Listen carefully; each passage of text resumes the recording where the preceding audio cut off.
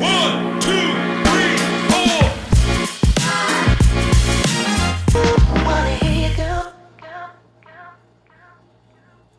People don't just quit bosses. Sometimes bosses get pushed out by their own organization after trusting an AI-generated recommendation that turned out wrong. They followed the confident, fluent answer the tool gave them, made the call, and when it backfired, the organization blamed the human, not the process, that put an unverified AI answer in front of a decision maker in the first place. The reason this cuts so deep is not political, it's neurological. Betrayal by your own organization activates the same brain regions as physical pain. And once that circuit fires, an apology does not reverse it. This episode is for two audiences at once. If you are the manager living this right now, you will get language for what happened to you and a real starting point. And if you are the one deciding how your organization treats leaders who trusted a tool the organization itself rolled out, you will get a clearer picture of what the decision actually cost you long term. So, why the old saying needs an AI era update? You have heard it 100 times. People quit bosses, not jobs. It's usually told from underneath. The employee who finally had enough of a manager who never listened, never protected them, never had their back. Before I go further, my name is Sahar Andrade. I am a Neuroleadership coach with a medical background. This is AI Cafe Conversations Season 5.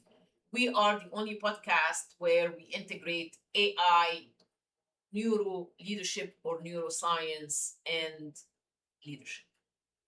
Thank you for being here. Thank you for your support. And thank you for making us one of the top 2% global podcasts. I appreciate you. So, again, going back to the old saying that needs an AI era update, there is a version of this happening right now that the old saying doesn't cover at all. A manager using an AI tool the company itself told him to use gets a confident, very well written recommendation. He trusts this. He acts on it. It's wrong. And when it comes out, he is not just wrong, he is scapegoated, treated as if he personally failed, when the actual failure was a process that handed him a fluent, confident answer and never taught him or anyone else to question it. This is the conversation almost nobody has out loud. Because admitting you trusted a tool that turned out wrong feels like admitting you were not careful enough. But the neuroscience here matters more than the shame does. So let's get into it. There is a well-known finding worth knowing here. Research on AI-assisted decision-making has found that people accept incorrect AI-generated answers more than 80% of the time. 80% of the time. I see it every day, by the way. And rate themselves as more confident when they did not less. That's not a character flaw in the people it happens to. That's what fluent, fast, confident sounding output does to the part of your brain that's supposed to stay skeptical. It goes quiet because fluency reads as truth to a brain that's tired, busy, or under pressure to move fast. Remember, I always say this, AI suggest, human decide. No matter how much I like my AIs, no matter what I use, Claude or Chat or whatever, I never take the first answer. I never take it for granted. I keep pushing, dig at least 5 levels down to get the proper answer. It's not about just accepting what is there. So why trust ruptures hit the brain like an injury? Here is what most leadership advice skips entirely. Trust isn't a relationship concept. It's a nervous system event. When you are betrayed by people or systems you counted on, including a tool your own company rolled out and told you to rely on, the brain processes that experience through the same circuitry involved in physical pain. This is not a metaphor. Social pain and physical pain share overlapping neural pathways. That's why betrayal doesn't just feel bad emotionally, it registers in the body as an actual injury. The same way a sprained ankle registers as an injury, complete with the instinct to protect the injured part and avoid putting weight on it again too soon. This matters because it explains something leaders get wrong constantly. They expect trust to reset the way a disagreement resets with an apology, a meeting, maybe a policy update about how to use the tool going forward. But an injury doesn't heal because someone said sorry. It heals through repeated, consistent evidence that the environment is safe again. That takes time your organization usually isn't willing to give a manager who's already been quietly labeled as the person who trusted the tool and got it wrong. There is a reason this specific kind of wound is so hard to talk about openly too. Admitting you were betrayed by a process your own organization built and endorsed means admitting you trust a system that let you down. And for a lot of leaders, that admission feels more exposing than admitting a straightforward mistake would. A mistake is something you can fix next time. A betrayal is something that changes how safe the entire environment feels going forward, tool included, and that's much harder thing to sit with in a performance review. Let's discuss the manager who gets scapegoated because they pay the same price. This is where the quit bosses, not jobs, conversation needs to widen for right now. Managers are being told constantly to use AI tools to move faster and decide faster. When a decision made with that tool's help goes wrong, the organization needs somewhere to put the discomfort. Often, that somewhere is the manager who trusted the tool, not the leadership team that rolled it out without ever teaching anyone how to question it. Trust with leadership erodes, goes away.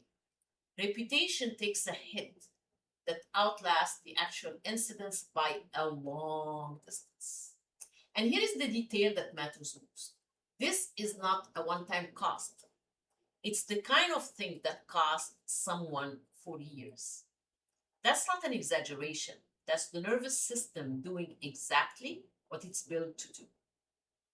Once a threat has been logged in a specific context, in this case, this organization, this tool, this leadership team, the brain stays on alert in that context far longer than the original event would seem to justify. This is not weakness, it's protection.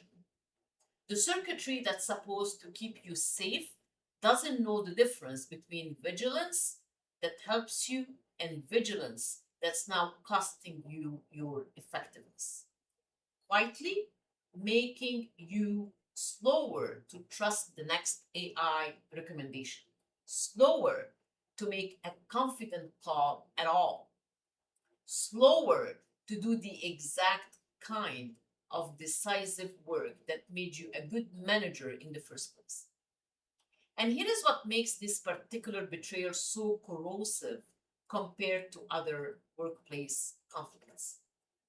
It doesn't come from a peer or a competitor. It comes from the very structure that told you to trust the tool in the first place and then blamed you for doing exactly that, what you were asked to do. When the threat comes from inside the system you were relying on for safety, the nervous system doesn't have a clean outside enemy to organize around. It has to hold the unsettling reality that the instruction and the punishment came from the same place, a place that we trust in. So how to tell if this is happening to you right now? If you are not sure this is your situation, here are the signals worth paying attention to. You notice you're being left out of meetings you used to be automatically included in. Colleagues who used to loop you in decisions start looping you in after the fact instead, or not at all. Your instance start telling you to document everything, every AI output, every email, every conversation, in a way that feels less like diligence and more like self-protection. And underneath all of it, you notice a specific kind of exhaustion that doesn't come from workload. It comes from constantly, quietly scanning the room to see who's still actually on your side. None of these signals alone proves anything. Organizations are messy, and not every exclusion is a message. But when several of these show up together, following a specific incident where you made a defensible call using a tool your organization endorsed, that pattern is worth naming honestly rather than explaining away. So, what actually protects against this? The deeper problem underneath all of this isn't one bad AI assisted call.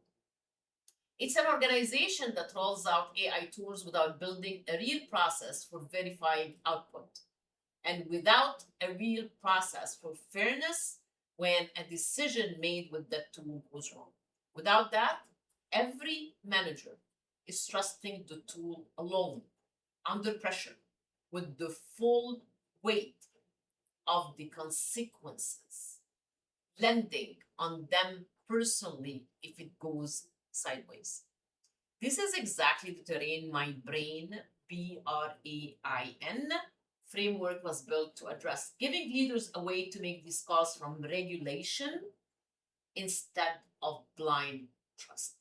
And now we know what the R is for. Regulation instead of blind trust in a confident sounding output, and giving organizations language for accountability that doesn't default to finding one person to blame for a systematic gap. If you are the manager who got burned this way, here is the practical starting point. Name what happened plainly to yourself first. Not I was careless, if that's not actually true. But I used a tool exactly the way I was told to. The tool was wrong. And the organization needed someone to hold that outcome, and it landed on me. The distinction matters because your nervous system needs accuracy to stop treating every future decision, AI assisted or not, as equally dangerous. Then rebuild trust deliberately rather than waiting for it to happen on its own, because it won't. Pick one or two people whose trust actually matters to you professionally and create small, repeated moments of consistency with them. Trust rebuilds through pattern, not through explanation. A single well-worded conversation will not undo months of quiet suspicion. 10 small, reliable moments over 10 weeks will do more than any single meeting ever could. Because the nervous system trusts repetition far more than it trusts a good speech. And give yourself permission to grieve the version of the relationship you had with that organization before this happened. That sounds dramatic, I know, for a workplace issue, but it isn't. You trusted a structure to hold you if you used its own tool the way you were told to, and it didn't. Naming that loss honestly instead of pretending it didn't matter is often what actually allows the vigilance to soften over time. If you are the one further up the chain, watching a manager go through this, there is a direct role for you too. A single private conversation acknowledging that the call was defensible given the tool and the instructions provided, even if the outcome was bad, does more to interrupt this pattern than any policy document ever will. Managers who feel unfairly blamed rarely say so out loud. They simply become more cautious, less willing to trust the next tool, and eventually less willing to stay.